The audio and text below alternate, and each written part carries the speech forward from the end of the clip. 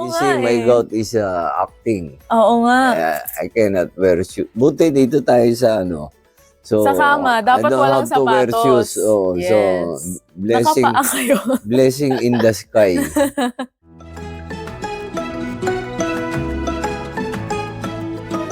Hi dreamers, this is Jerry Salvador and welcome to the Pillow Talk where dreams get unplugged.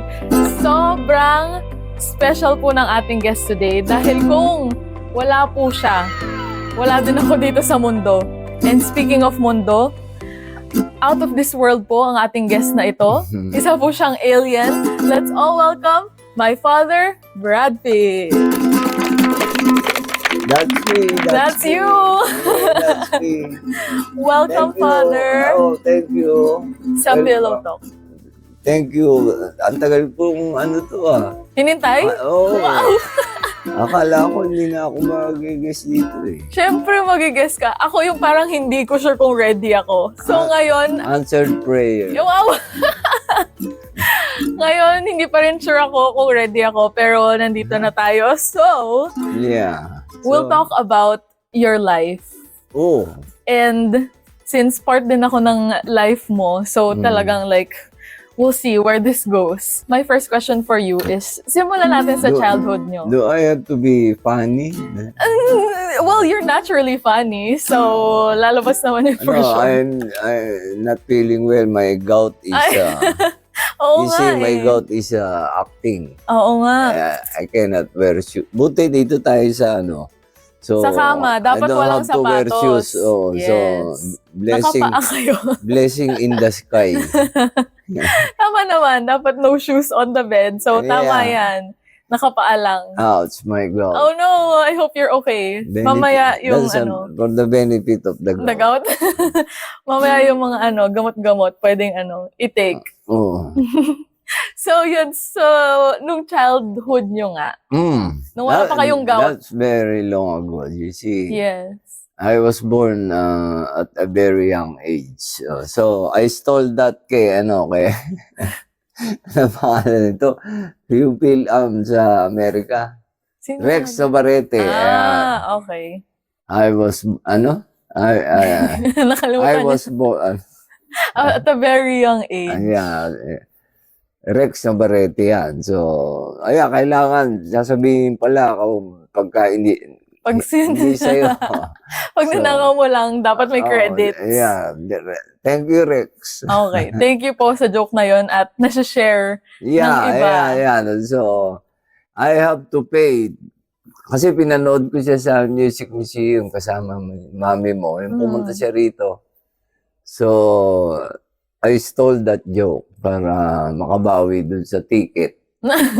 So, yun lang bawi na yung I was born at a very young age. So, I like this joke, bagay sa akin. So, I can share it. And I paid to watch that joke. So, I'm entitled To steal the joke? Parang hindi kasi yan, to steal it.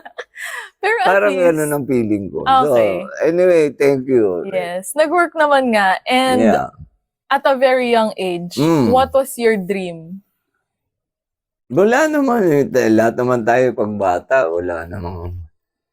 Kasi nung araw, iba naman ang buhay kayo. Marami kayong nakikita, mga videos, may internet na. So, yung dreams yun, madali. Nung araw, ang dream lang namin kung ano lang yung usual, bombero. Sa dream mo maging bombero? Doktor. Yun lang. Ano ba isip mo? Grade 1, grade 2, ano mo, wala ka namang karanasan na marami, di ba? So, paano ka makakapag-decide? So, kung ano lang yung marinig mo, astronaut. Kasi 60s yun eh. So, yung mga Apollo 11, so, yung papunta sa buwan, mga ganun. So, yun lang. Pero hindi naman seryoso yun eh. Of course, yun lang yung usual. Dahil wala ka maiisip, bata ka, hanggang doon lang yung kaalaman mo, doktor. Capabilities. Oo. So, walang hindi counted. Wala talaga yung childhood dream na seryoso. Wala. Elementary siguro. Wala. Gusto mo lang, ganun, papasok ka, tapos may baong ka. Pag recess, kakain kayo. Wala kayo iniintindi na. Or yung dream, wala. Pero kasi sabi niyo, di ba, ever since then, comedy na yung gusto Comedy. niyo. Pero hindi, wala akong dream na maging Komedyante. komedyante. Pero Ganun. kailan niyo na-feel na gusto niyo talaga yung comedy? Gano'n ka bata? Elementary. Okay. Paano nga, di ba sabi niyo parang sa libro ba yon? Hindi, sa tatay ko mahilig sa comedy. So, kung ano yung pinapanood ng tatay mo, yun din papanoorin nyo. Wala kang choice. Oo. Wala kayong choice kung ano lang gusto niya. Usually, basketball. Siyempre, panlalaki, basketball. Comedy, music. Mga pinapanood niya. So, kung ano yung papanoorin niya, yun din kayo. So, enjoy naman ako dahil maganda na masaya, music. Ganun lang. Yun din yung Ang mga masaya kasi nagustuhan marami mo. kami. Yeah. 10 kami magkakapatid. So, imagine niyo yung Magulo. so isang TV, doon kami lahat, parang, Parang orphanage. pag kami, sasabihin nung uy, andahin yung bisita pala. Hindi, kapatid ko lahat yan. Nakatira lahat yan dito. Oo. Kami lang yan. Pero nung nga, kasi yung sa basketball, tapos sa music, pero bakit comedy yung napili nyo sa lahat ng nakikita nyo sa tatay nyo noon? Na yun, no? Later na yun. Gusto ko maging writer, pero comedy. Kasi nga, di ba, ang sarap ng feeling mo, you feel good after watching comedy. Ganun. Tapos tumawa ka. And may scientific pala yun. Reason. May scientific explanation kung bakit gano'n. So, meron palang napoproduce ng mga enzyme, endorphins, dopamine, may mga gano'n. So, may scientific explanation.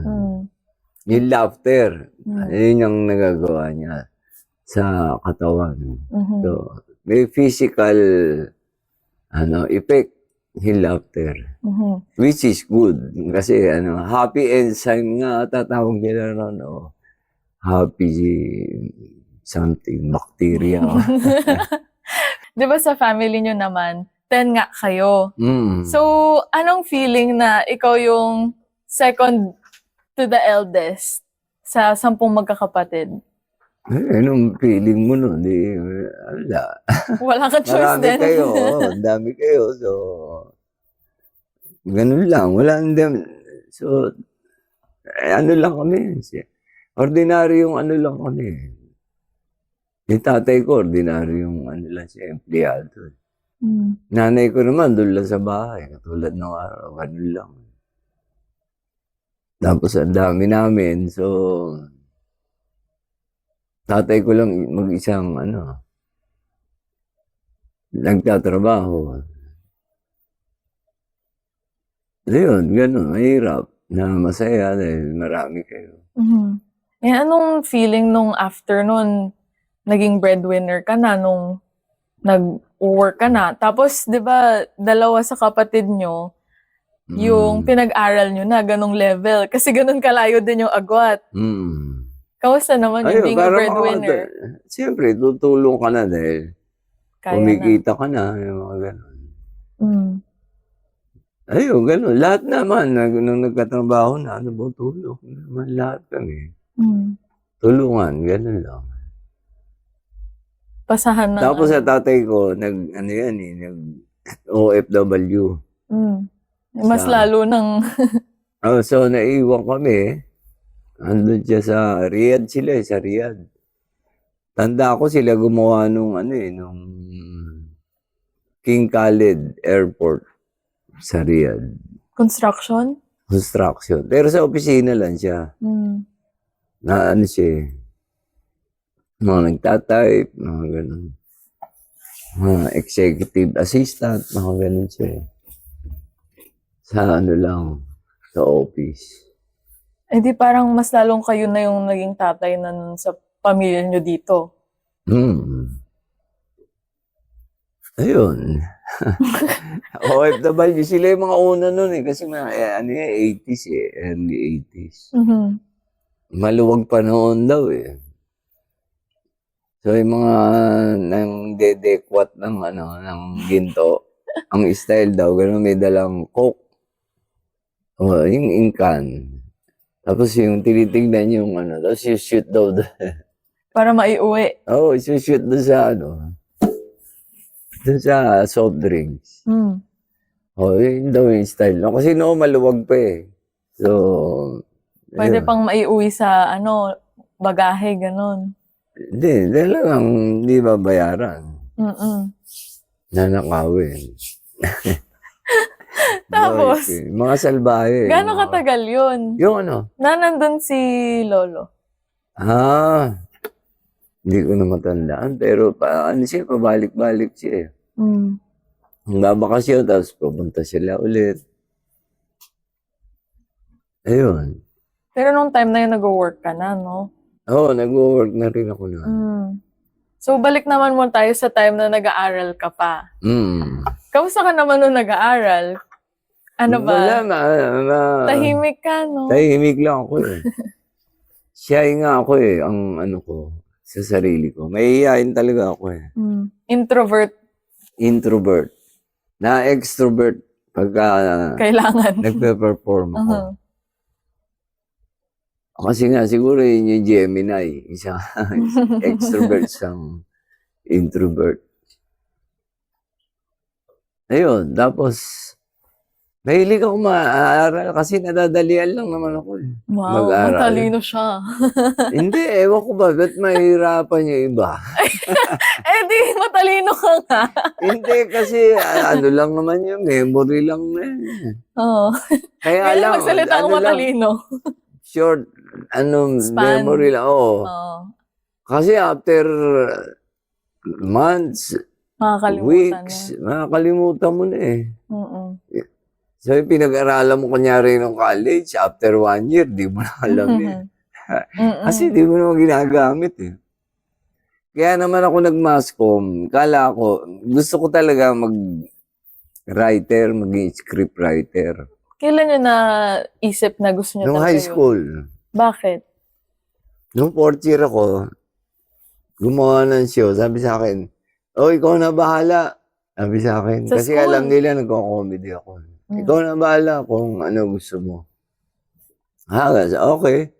Ako nag-direct, ako nag-script, ako rin ang ginawa namin yung John and Marcia. Oh my God, ang galing! Oo, yung 4th year.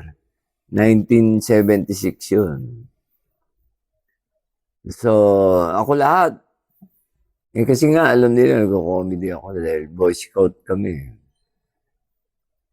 Ginawa namin doon sa gym. Yung, Skit? parang Pleto, Doña Delilah.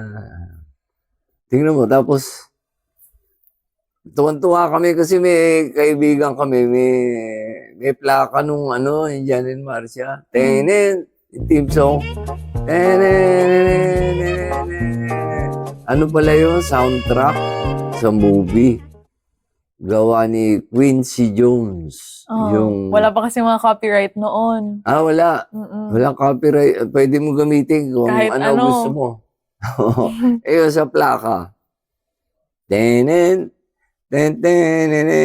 title no, Rubber Ducky. Yan, baka matanong kayo sa trivia. Ng mga game show. Ayun. Nag-perform kayo? Nag-perform kami. Tapos, ayos naman. Maganda yung feedback. Maganda yung reaction. So, yun. So, hindi mo alam eh. Nagustuhan nyo na nung time na year, yun? tapos sabi ko, pwede. Pwede.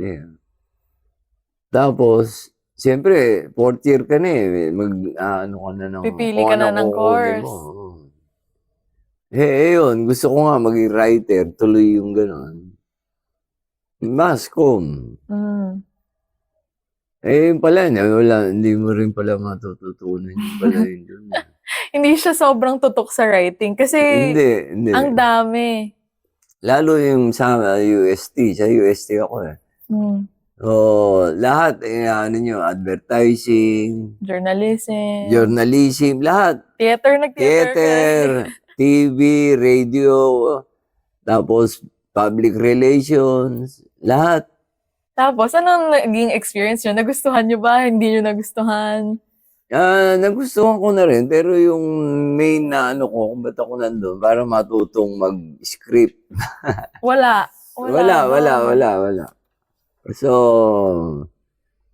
ayun, tapos, comedy pa rin. Nung fourth year kami, yung isang teacher namin, meron siyang teatro. So, kinuha kong member, Teatro Obrero. Si Cruz Maghatol. Cruz Hatol. Si Sir. Tapos, writer ka doon or actor? Writer siya ka-actor. Wow! Oo.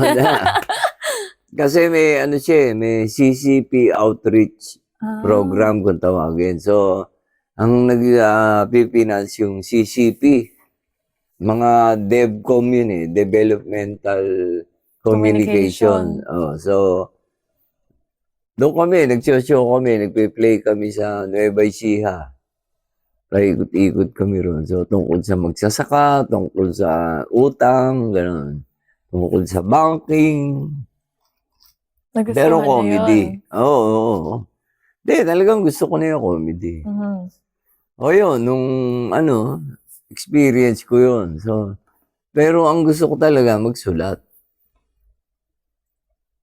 Kasi, alam ko, hindi naman ako, na yung magiging yung komedyante, hindi yung goal nyo. Kasi na-introvert kayo. Oo. So, wala kayong plano talagang to be in front of the cam? Wala. Gusto ko yung writer lang dahil gagawa ka lang ganun. O, yan.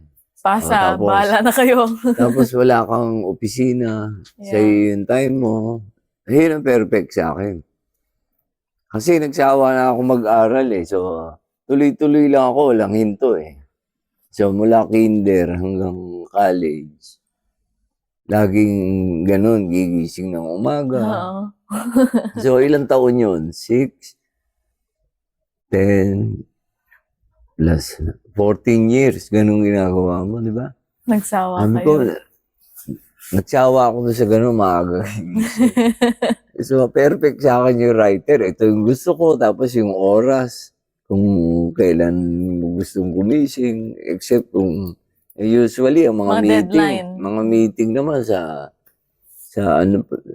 after lunch or lunch. So, nung pagka-graduate nyo, yung paghanap ng work, paano yun ang nyo mahirap. ginawa? Oo, wala, ako. Sa bahay lang ako. Tatay ko laging may dyaryo. So, andun lagi ako. Naghahanap ng trabaho? Naghahanap ako ng trabaho sa na may connection sa, yung alam kong gawin. Bira. Parang wala sa radyo, scriptwriter. Naghahanap ba ng gano'n? Walang So, gano'n, masaka sa wala pala. Pero minsan mag-a-apply mo, itong ganito, pupunta kang ganito. Pag nakita mo, magbebenta, ayoko nung gano'n. Wala akong doon sa magbebenta. So, wala. May pupunta ako sa ganito, punta sa gano'n. Wala. Sabi ko, gagawa na lang ako ng script. Ayun, tapos.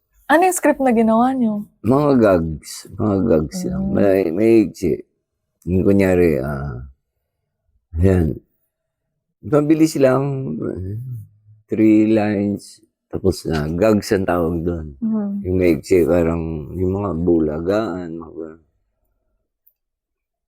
Gumawa ako noon, tapos Yun yung parang resume nyo. nilalako ko, parang, bili na kayo ng jokes. Parang, So, pumunta kayo sa jokes, bili kayo. Sa studio. TV networks, ganyan. Oo. Kasi nakakapasok ako. Madali namang noon eh, kasi ako sandali. Ako yung mag-practicum. Ano tawag yan? Internship. OJT. Internship. OJT, Saan ang pala kayo ganyan. nag-OJT nga? Doon din, sa Broadcast City. Okay. Kaya nakakapasok ako dahil may ano pa eh. Pasok pa ako doon sa... ID? Hindi, may ID kayo eh. Siyempre, mag-OJT practicum. May ID kayo. So, nakakapasok ako. Ayun, tapos ganun. Pero graduate na ako noon. Nakakapasok pa rin, siyempre. Mag-a-apply ka, sabihin mo doon sa mag-a-apply ka eh. Dala-dala ko yung script, pag may taping doon. Yung nangyari talaga, yung taping ng Champoy, doon daw, doon. Punta ako ron. Tapos, may ganyan, tanong-tanong ako. Sabi ko, may, script ako eh. Tinignan. Tapos, sige, balik ka sa ganito. Next week, kung may taping ulit. Parang gano'n. Pagbalik ko, ang nagustuhan naman. Sabi, pwede to. Ha, ganun ba? Ganun lang. Kakalako. Kadali. Kasi direkta lang eh. Grabe yun. Lakas ng loob na lang. Wala. Ang tagal ko. Siguro 1 taon ako. Isang taon ako doon sa classified ads. Wala. Ang dami nun eh. Yung sa tatay ko, yung yung Manila Bulletin eh. Yung classified ads doon, parang ang daming pages. Iba-iba, oh. May mga category naman yun. Ayun. So, isang taon ako nagkakaganon, oh. Di parang anong-ano na kayo. Gusto nyo ng kumita, magkatrabaho. Hindi, tsaka yung tatay ko galit na. Yun pala yung motivation. Dahil siyempre pinag-aaral ka para makatulong ka sa mo. 1 taon, wala pa. Kaya pala may desperation pala sa hiya na yan. Ano kaya gagawin ko? Sabi ko, hindi ako madidiscover dito pag nandito lang ako sa kwarto. O aasa ako doon sa classified ads. Kaya yun pala. No, Tapos, ano yung unang na-offer sa inyo na trabaho na kumita na kayo? yung pinuntahan ko, yung unang-una actually. Sapak talaga. Sapak First try? talaga. Sapak talaga, Wow, okay. Nilapitan ko naman doon yun na. May mga tutulong sa iyo si Miss Tessie Tomas. Okay. Doon siya eh. Tapos ni-refer ka sa... Tapos sabi ko, nag-a-apply ako ng writer. May dala rin akong kailangan nila yon eksakto, gags. Para sa'yo talaga. Or nakita ko na gano'n. Kaya ako pumunta ron na meron silang gano'n. Na naghahanap. Hindi, tumatakbo na yung programa. Okay. Parang gano'n. Gano'n. Yun lang. Tapos siya nagbabayad sa akin nun parang 50 pesos Per joke. Oh. Yung show, yun Monday hanggang Friday. So every day. Ilang jokes per day? Bali, siguro 3. 150 Oo. per day. 3. Kasi bago mag-commercial yun Okay. May joke muna bago mag-commercial. 30 minutes lang yun. So, 3 gap lang. Commercial gaps. 3 lang. So, 3. So, may 150 ako isang araw. Kung 5 yun, times 5. Nalaki rin kita ko 1 linggo dahil typing ko lang yun. Sandali lang yun eksakto naman yung director, taga Marikina rin. So, doon ko hinatid sa kanila. Ang di ko lang gusto niya, isubmit ko na yung pang 1 linggo. Agad-agad. Oo, hindi mo naman kailangan yun. Ba't kailangan? Di ba, 1 araw, Lunes, eto lang. Kailangan submit ko yung 1 week. pang 1 linggo. Yun lang di ko gusto, pero ganun gusto nila So, ayun, yung experience ko. Nung time na yun, anong year yun? Parang siguro mga 5K per week na yun kung iisipin. Oo. In today's time. Sinama ko yung kaibigan ko talaga. Punta tayo rin sa ano na. Live kasi yun eh. Live. Studio. Oo, punta tayo doon sa Channel 7. Pagkatapos, binibigay na sa akin yung pera. After nung 1 week worth of jokes or per day? Per week ata. Per week. So after nung Oo. trabaho, bibigay na kaliwaan, ganun. Yata. Kasi nung time na yun din, for ano lang din, for their reference. Kasi wala na bang mga computer pa nun. So Wala pa. kailangan i-print yung mga script. Kaya kailangan ipadala talaga sa writer. Ay, yung, ano, kanina niyo po ba pinapadala? Doon sa director. Director. So yun, yung script mismo, kailangan ihatid. Nihatid ko sa kanya. Hindi, wala pang mga email lang, ganun. Wala pa. Pero inabutan ko na rin email ng bubble gum na. Okay. EDSA mail. EDSA mail? EDSA Edi mail. traffic. Traffic. Matindi. Pero nung after nun, yung first show, gaano katagal kayo doon na nagsusulat ng gags? Sandali lang ako ron dahil bago Na-offeran? lang ako tapos araw-araw. Ayan. So, tapos noon, yun din sa Champoy na gano'n ako. Gano'n din. Gags din. Di dalawa na yung Nag-submit show lang nyo. ako. Hindi, parang Sabay. sandali Ay, lang after. ako ron eh. Okay. Tapos, dito na ako, tapos, ayun na. Usually, gags lang maiksi. Hindi ko pa alam magsulat ng mga, Dialogue. Yung full-blown na sitcom. Kailan naman nag-start yun? Nung naman, Jan and Marcia. Jan and Marcia. Yung naging play nyo nung Yung naging Fourth play year. namin nung naging totoo na yung Ang mga galing. tao. So, kami, fan kami ng Jan and Marcia. Pinanonood namin yun tuwing Friday. So, nung napunta ako ron, nagsusulat. Sulat lang, tapos extra dahil pag kailangan ng mga crowd or passers-by, kami na yun dahil tambay kami sa studio. Ayun, hanggang naging na rin ako, yung regular kami ni Bentisoy. Naging daddy Ayun. niyo si Dolphy. Oo, naliligaw ako si Marcel. Si Direk Apollo may gusto nun eh. The late Direk Apollo Arellano. Yun, siya may gusto naman na lumabas ako. Natuwa siya sa inyo. Gaano katagal yun nung first na nagsusulat kayo ng gags hanggang sa yung sa John and Marcia? Ano lang siguro Ilang 4 3 years. months? Ay, Then, 3 years. Okay. Oo. Bago kayo nakarating doon sa point na yun. Pero nagsusulat na rin kayo before John and Marcia ng script na dialogue. Nung full blown, sa hindi. Wala. Hindi pa. Wala. Ano naman Tapos, yung... yung gags, yung maiksi yun di ba? Yun yung gags. Tapos, sketches, ang gagawa na rin ako noon. Yung okay. mahaba, sketches ang tawag doon Nung una, skit nga ang tawag doon Yung naging sketch.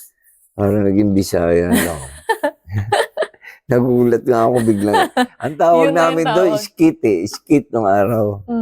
SKIT. Biglang naging sketch na, uy, ba't nagulat ako. Pero ginagamit pa rin naman yung skit ngayon. Yes. Pero mas sketch na Yung mga sa bubble gang na, di ba? Mga sketches. Ayun, so, yun yung writing ko. So, maiksi talaga yung gags lang, short. Tapos sketches. Tapos, full-blown sitcom. Paano din naman pala? Parang paunti-unti. Unti-unti talaga. Kasi parang yun yung building blocks yung gags. Tapos ginawa na namin yung Body and Soul. Sitcom din. Full na rin yun. Oo, script. sitcom.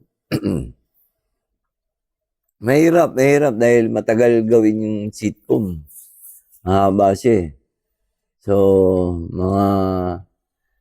kasi ang 1 hour sitcom, ang running time niya 45 minutes. Gaano katagal nyo isulat ang 45 minutes? Matagal. Ilang Lalo ako araw? kasi kung hindi mo na maano ng tuloy-tuloy yan eh. Sa haba. So, ang mangyayari, pahinto-hinto ka. Pero naka-sequence na yun. Kasi sini-sequence namin eh. Yun yung Mas sa madali, meeting. mas madaling pagbuo na yung naka-sequence na yun. Sequence 1, doon sa Jan and Marcia, Ito Sala. yung mangyayari. Sala, ando na. Ito yung mangyayari. Sequence 2, Doña Delilah House. Naka-sequence na, buo na yung para pag nag-type ka. Parang fill-in mo na lang yung Yes. dialogue. And kung may changes, at least alam mo yung takbo eh. So, pwedeng mag-twist dito or ganun. Matagal ako mag-dialogue kasi gusto ko nakakatawa yung dialogue. Tsaka ano din yung way ng pagsulat nyo, di ba, parang kinikilala nyo talaga yung tao, yung character, para swak dun talaga sa script. Pag sitcom, ganun, kailangan well-defined yung characters. So, ang sa isip mo yun, ito siya, ito yung mga, niya, yung mga weaknesses niya, ito yung strength niya. So, yung character,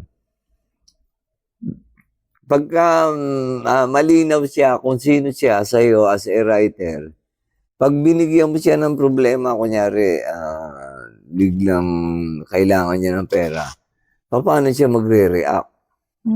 Kasi iba-iba tayo. Kasi, iba-iba. So, yung character na i-build mo, yun ang magiging reaction niya. So, sa tagal nga, pag kilala mo na, ang mangyayari, parang pinakikinggan mo na lang sila eh. Pagka binigyan mo ng sitwasyon, kunyari, mag-aaway sila sa kung sino bibili ng pandesal, mag-aaway sila. Yun. Parang maririnig mo na, kunyari ito, na prinsipyo. Ito naman, reklamador. So, sa kanila manggagaling na yung dialogue. Kasi pag nagsusulat ka, binivisualize mo na yan. Ito, papasok dito. So, sinusulat mo yun. Yun yung pinaka-tawag nila, blocking. Galing sa front door, galing sa bedroom. So, explain mo yun pag sinusulat mo. Para malinaw doon sa babasa at sa director na mag-execute. Natutuwa din ba kayo na pag yung sinulat nyo nga, nakikita nyo na nangyayari siya in real life?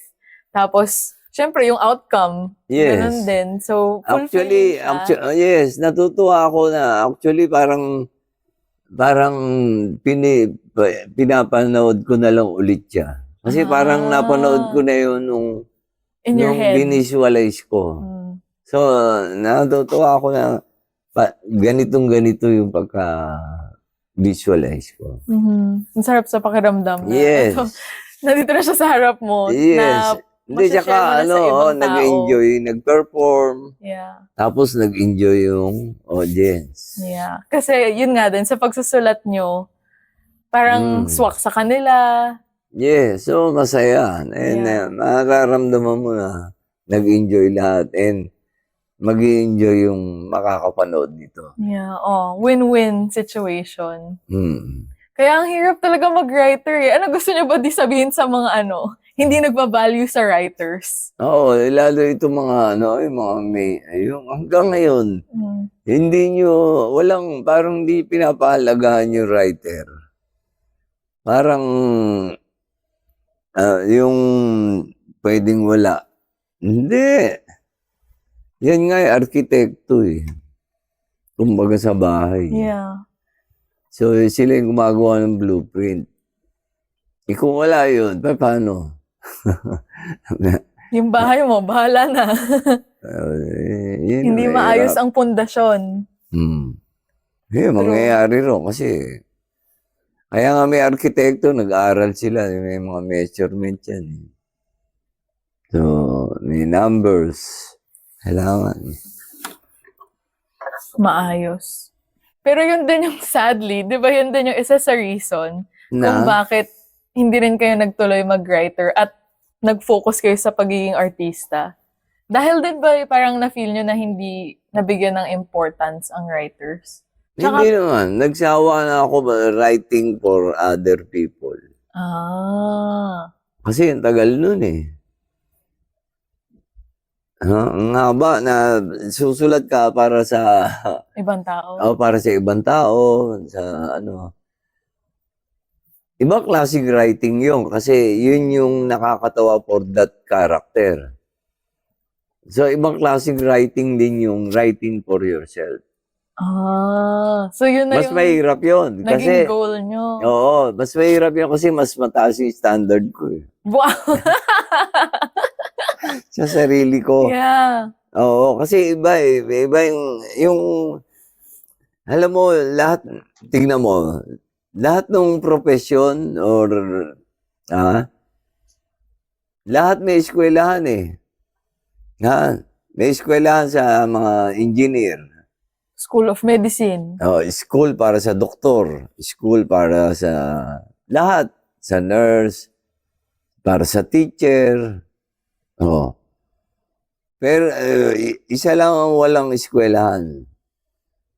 Yung music, meron pa eh. Di ba? Yung conservatory. Isa lang ang wala. Yung School of Comedy. Kayo na magsimula. Wala. Wala nga eh. Wala. Kasi nga, masyado siyang abstract. Hindi mo masukat. Yung music, masusukat mo eh. Kahit May nga sukat art, yan meron. Art, lahat yan meron. Pero yung comedy, wala talaga dahil walang school. Paano mo ano yun? So, kami gagawin namin yung yung never been done. Magtatayo kami ng school. Yung Comedy Academy. Wow. Ayan ang balak namin. Nila, with the help ng mga, mga grupo dyan, mga Comedy Manila, Insanity, Exciting din. Actually, Comedy maganda Crew. nga. Yeah, maganda Yeah, yung nangyari ngayon sa comedy din. Yes. So, we will attempt the impossible. Wow. Kasi wala pa gumagawa niyan. No? We will try to do it. Yeah. Sana masuportahan ng Academy, mga tao. Comedy Academy. Yeah. Yan. So, yung mga comedy writers, comedians, stand-up comedians, and sketches, mga magawa ng mga novelty songs. Basta may comedy involved. We will try to... So, kayo ang principal ba nito? Hindi, ako Professor Pete. Profit. Profit for sure. Yeah. So, ayan, Professor Pete. So, ayan, baka nyo yan. Para yung mga gusto pumaimbulog sa larangan ng komedya, meron kayong eskwelahan pupunta. Siguro pwede nating i-ano to sa Tesla. Tesla pala. Tesla. Tesla si Elon Musk pala. Pwede natin sa Tesla. Doon magsimula, no? Oo, didikit sa Tesla. Tesla pala, Tesla. Baka kung may mga Magastos taga-Tesla po yun. dyan, reach out lang kayo. Let us know in the comments. Yeah, so madadagdagan yung courses nyo ng comedy. Script writing, comedy writing. Sketch, gag writing, sitcom, writing for TV, writing for movies, magkaiba yun. Yeah. Magkaiba. So, pero ang common denominator lagi, comedy. Yes. Speaking of, how would you define your style of comedy? And paano nyo siya nahanap? Simple. Yun ang ko. simple. So, Madaling intindihin. the simpler, easier to understand. Eh, yun ang comedy, kailangan mabilis. Kaya nga punchline ang tawag dun eh. Di ba? Pag boxing, punch, Mabilis lang. kailangan mabilis. Kailangan hindi alam, unexpected. Di ba? Yun yung joke. Kailangan unexpected para pag banat mo, mas Biglang- effective.